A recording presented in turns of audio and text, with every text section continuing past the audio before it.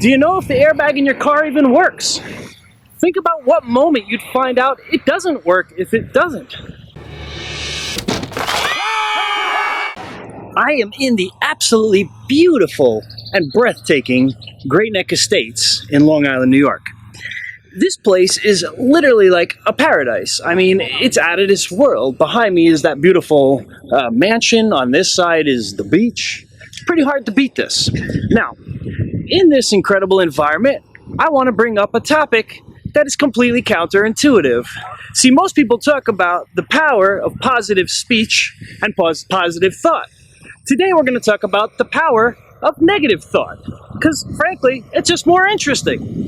Now, to be more concise, we're going to talk about contingency planning, planning for the worst case scenario, even when you can't always predict what that's going to be. Life is unpredictable. Some things you'll never really know how to predict. For a random example, do you know if the airbag in your car even works? Think about what moment you'd find out it doesn't work if it doesn't. Can't really predict that. But what you could do is have contingency plans. Put your seatbelt on just in case the airbag does not go off when you expect it to. So there are things you can do even when things are completely uncertain. You're not completely out of luck even when you can't plan for everything. So another random example. A couple nights ago, my friend, he runs a computer repair shop. His store got looted. Place was trashed. He's got insurance. All the computers are gone, but you know, he's got insurance, he'll pay for that. But think about the customers. They brought him computers to repair with data on them. That data's gone. None of their customers are getting that computer back. So while his hardware is covered by insurance, will any of those people bring him another computer in the future? He may have lost all of his customers, even if the actual business expense wasn't that significant because of his insurance. There's lots of things you can't predict.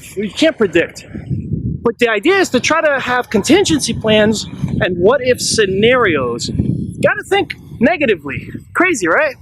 All right, everyone talks about power of positive thought. We're going to talk about power of negative thought. What can you do? Now, other scenarios that could happen. You're running a business. You have a series of employees. You have one employee who keeps telling you the whole time, I'm going to get it done, I'm going to get it done, I'm going to get it done, but never actually gets it done. But you have project dependencies that rely on the work he does. Everything gets held up because this one employee. He's your weak link. Think about that. What contingency plan do you have to protect yourself from that scenario? Interesting, right? That's the kind of contingency plans people don't generally think about. What are the weak links? What are the parts of your business that can fail because of one single point of failure that you don't have a contingency plan on? It's important to have contingency plans on everything foreseeable. And for things that are not foreseeable, you have to know, what could you do? So if you're running, like, let's say, a computer-based business that has internet servers, when servers go down, what's your plan B? The simplest plan is have a cloud backup that's always available. Very simple, not even expensive today. The more advanced option, which is very costly, is to run what's called a hot standby. Hot standby means you literally duplicate all your servers twice. And if one set goes down, you fire up the next set on that moment. Now that's really an expensive proposition. It's something that was done back in the day of computers. Today with cloud storage and cloud servers and stuff, that's probably not the best solution economically. It's definitely the best in terms of contingency plans though. But that's a different story. Holy cow, it is hot. Oh my God, I'm sweating away, but it's this beautiful day here. And let's talk about other problems that could come up, okay? You have a supply chain, you have suppliers. What happens if your suppliers end up going out of business or having a legal problem that they can't supply you that day? What else can you do? It's so important that you have an alternative plan, because otherwise you are going to go under. So many businesses economically are about to lose their entire business right now in society because they've been closed for several months due to the pandemic. And then on top of it, their stores are looted. It's like insult to injury for these places. And there's going to be dozens of places going out of business now. On the opposite side of the equation, the opposite side of the equation, people are losing their houses to foreclosure coming up. So there's going to be a lot of opportunity to buy things for cheap that you couldn't buy before. The whole economy has been turned on its head. What contingency plans could you have done if you knew this was going to happen in advance? Or not new, but if you could have predicted the possibility, what could you do? It's important to think like that when you run a business, because otherwise you're kind of a sitting duck for anything that may happen, and you're kind of going on faith that things won't happen. But the thing is, in society, you never really know. Can't tell. No one predicted this, I don't think. So in that respect, it's important that you always have your plan Bs, your contingency plans.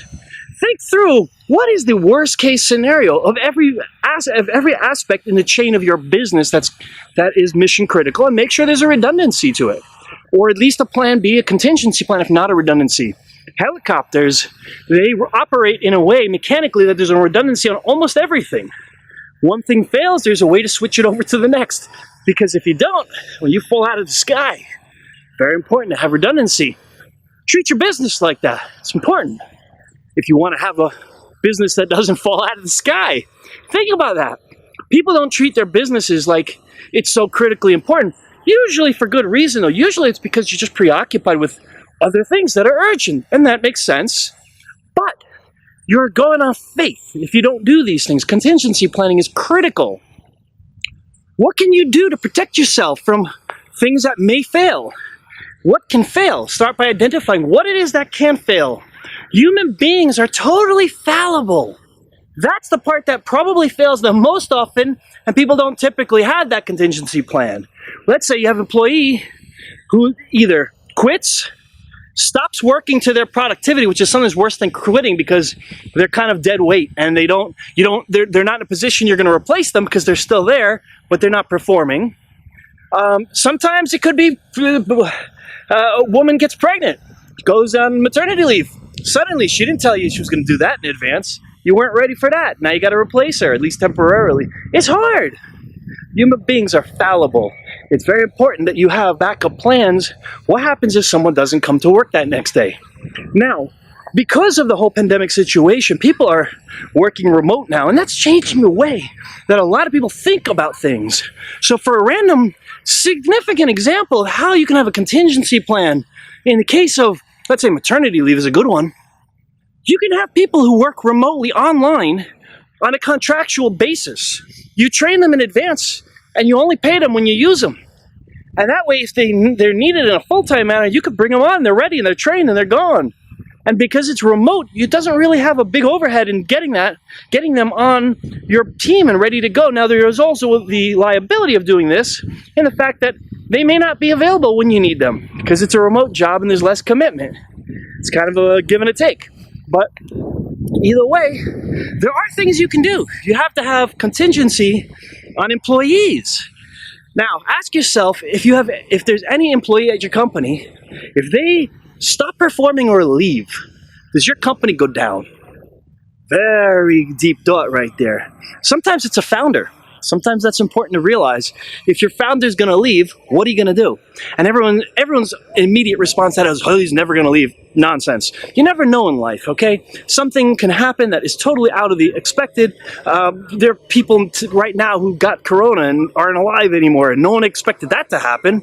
So you never know, you know? I mean, that's a dramatic example, but it's real. You never know.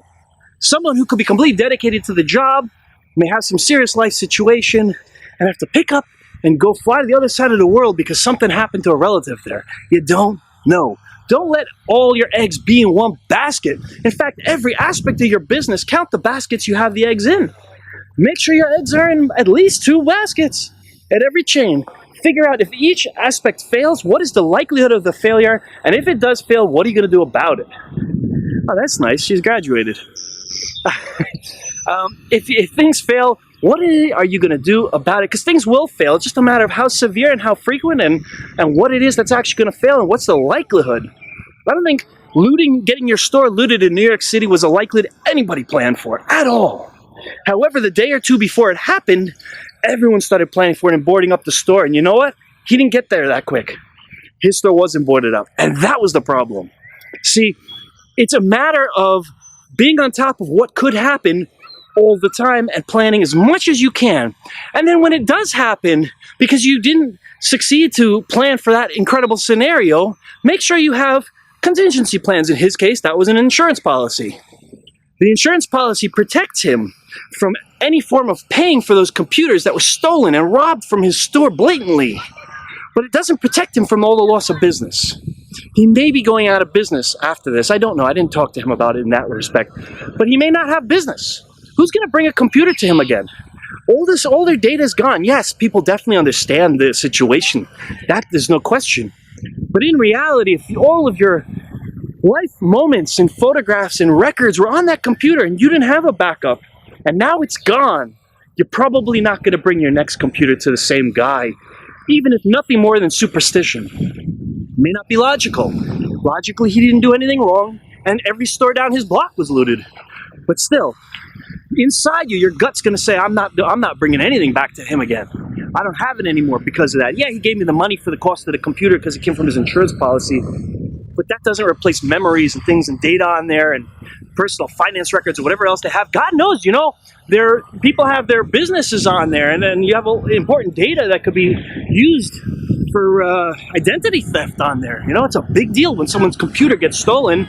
Nonetheless, an entire store full of computers that were stolen. People's computers. Not new ones, I'm talking about people's that they brought in for repair. That's a big deal.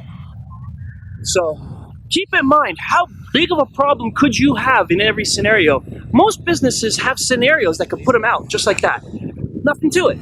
Important that you plan for that and you make sure whatever happens, you know what you're going to do in that scenario. Now, it's okay to have certain scenarios that you accept. If this happens, we're done. We're toast. That's okay. That's calculated risk. You can't survive everything. Okay. Sears, I think, most of their stores went out of business after 100 years. There's plenty of places like that. Gimbals, they were around for 80 years. They went out of the business. Lots of companies go out of business after being around for a while. It's okay to have scenarios that are going to put you out, as long as you know how you're going to handle that. It's acceptable levels of risk.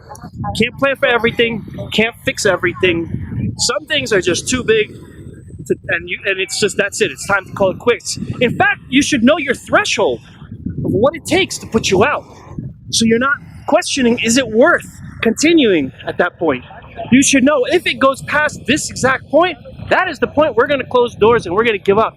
Because if you don't, you dig yourself deeper in terms of like debt and invested effort. There's that point you have to say, this is it. Can't do more than that. We're done. We're toast. And here's the actions we're going to take to limit the damage, to do damage control. Could be filing Chapter 11. Could be finding ways to repair any damages done to your clients. Could be anything. Could be just PR. Whatever it is for your business. Make sure you know when it is you're going to call it quits, and don't even think of saying I'm never giving up, because there's always something that's going to make you give up. So you want to know what it is, so it's intelligent. That decision is an intelligent one, not a reactive one. On those extremely negative words from this incredibly positive, beautiful place on this perfect day, Great Neck, Long Island, New York, I wish you all the best. Please subscribe, like, share this video. Have a wonderful, blessed day, and I'll see you all in the next video.